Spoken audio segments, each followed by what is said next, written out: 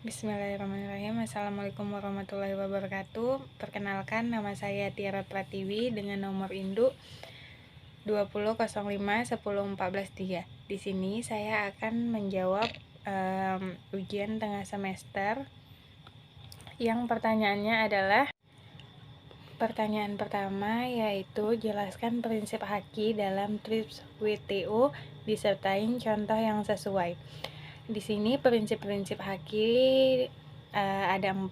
Yang pertama prinsip keadilan, prinsip ekonomi, prinsip kebudayaan, dan prinsip sosial.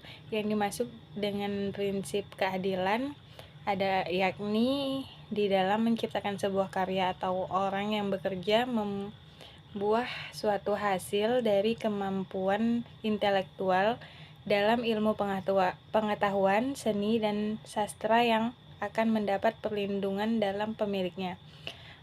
Prinsip ekonomi adalah hak intelektual berasal dari kegiatan kreatif, suatu kemauan daya pikir manusia yang diekspresikan dalam berbagai bentuk yang akan memberikan keuntungan kepada pemilik yang bersangkutan. Prinsip kebudayaan. Prinsip kebudayaan yakni perkembangan ilmu pengetahuan, sastra, dan seni dalam meningkatkan kehidupan manusia.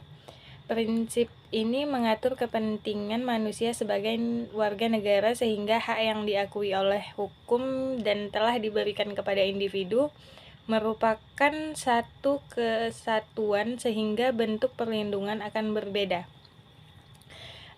Prinsip sosial adalah mengatur kepentingan manusia sebagai warga negara. Artinya, hak yang diakui oleh hukum dan telah diberikan kepada individu merupakan satu kesatuan sehingga perlindungan diberikan berdasarkan keseimbangan kepentingan individu dan masyarakat. Contohnya, jadi dalam prinsip-prinsip haki merupakan perjanjian internasional sebagai bentuk komitmen dari kerjasama internasional antar negara-negara di dunia dalam rangka melindungi kepentingan mereka berbisnis dari perusahaan masing-masing di negara tersebut yang melakukan ekspansi di negara-negara lain agar terhindar dari pembajakan maupun pemboncengan merek di negara tujuan.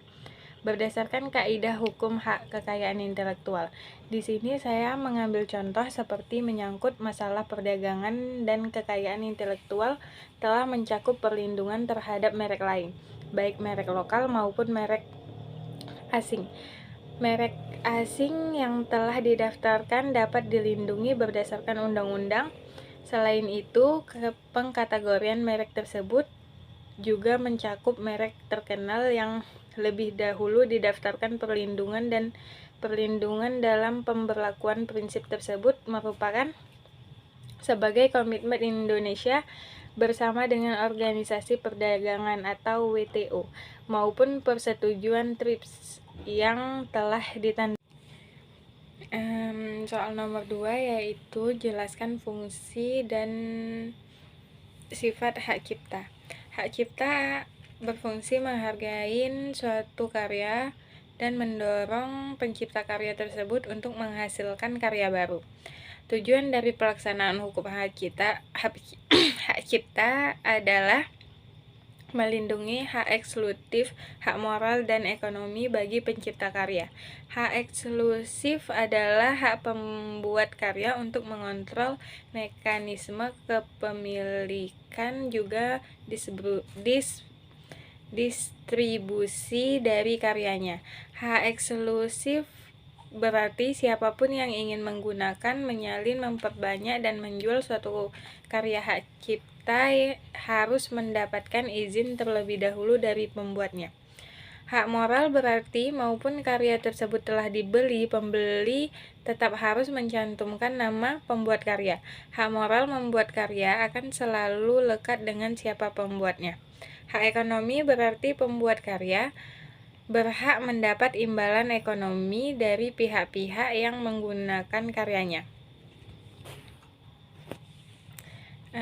Sifat-sifat hak cipta. Adapun sifat-sifat hak cipta adalah hak eksklusif, Berdasarkan arti dari hak cipta dalam Undang-Undang Nomor 28 Tahun 2014 disebutkan bahwa hak cipta ialah hak eksklusif.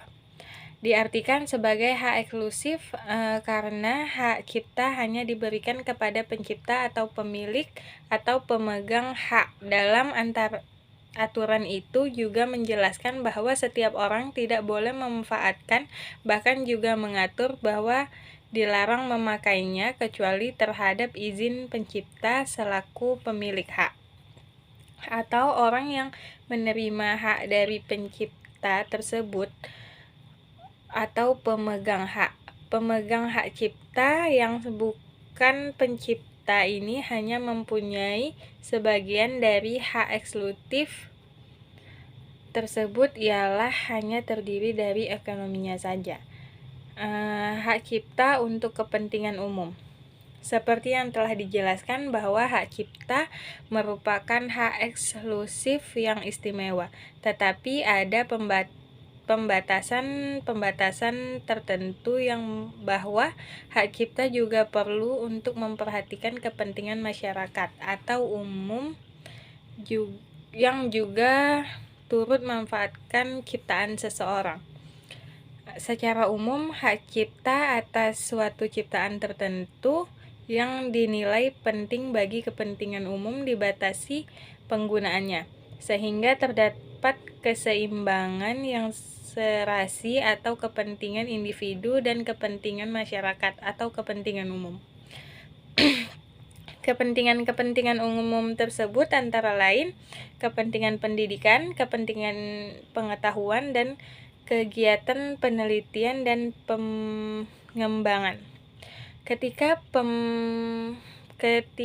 negara memandang perlu, maka negara dapat mewajibkan pemegang hak cipta untuk menerjemahkan atau memperbanyak suatu pemegang hak cipta dalam memberi izin kepada pihak lain untuk melakukannya.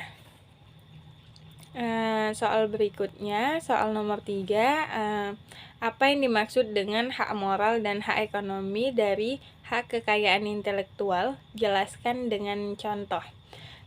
Jadi hak moral itu diatur dalam Undang-Undang Nomor 28 Tahun 2014 Pasal 5 hingga Pasal 7. Hak moral adalah hak yang melekat secara abadi pada diri pencipta. Berikut yang menjadi hak moral pencipta: mencantumkan atau tidak mencantumkan nama pada salinan sehubungan dengan pemakaian ciptaannya untuk umum, menggunakan nama alias atau nama samaran, mengubah ciptaan sesuai dengan kepatutan dalam masyarakat, mengubah judul dan anak judul ciptaan, mempertahankan hak apabila terjadi distorsi ciptaan, mutilasi ciptaan, modifikasi ciptaan, atau hal yang merugikan kehormatan diri atau reputasinya. Hak moral tidak dapat dialihkan selama pencipta masih hidup. Akan tetapi, pelaksanaan hak moral dapat dialihkan dengan wasiat atau sebab lain setelah pencipta meninggal dunia. Hak ekonomi merupakan hak eksklusif pencipta atau pemegang hak cipta untuk mendapatkan manfaat ekonomi atas ciptaannya. Contohnya, pasal 58 ayat 1 Undang-Undang Hak Cipta berlangsung selama pencipta hidup akan berlangsung selama 70 tahun setelah pencipta meninggal.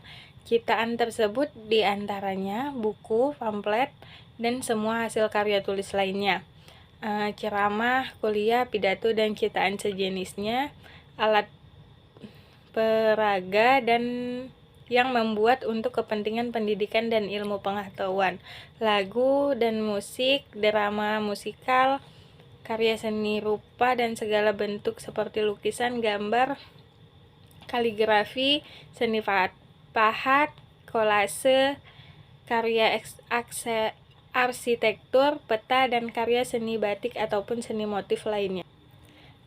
Soal berikutnya, soal nomor 4, apa yang dimaksud dengan protokol Madrid dalam pendaftaran hak cipta? Protokol Madrid adalah sistem yang menguntungkan untuk pemilik merek yang memiliki visi internasional. Sistem ini menyediakan prosedur pendaftaran secara efisien dan transparan, memberikan insentif bagi pemilik merek luar negeri untuk berinvestasi di Indonesia. Dan pertanyaan terakhir yaitu jelaskan prosedur pendaftaran hak cipta di Indonesia. Prosedur pendaftarannya yaitu masuk ke situs hak cipta dgip.go.id, melakukan registrasi untuk mendaftarkan username dan password, login menggunakan username yang telah diberikan, mengunggah dokumen persyaratan, melakukan pembayaran setelah mendapat kode pembayaran pendaftaran, menunggu proses pengecekan, approve atau pendaftaran pencatatan ciptaan telah disetujui, sertifikat dapat diunduh dan dicetak sendiri oleh pemohonnya. Baiklah, terima kasih. Assalamualaikum warahmatullahi wabarakatuh.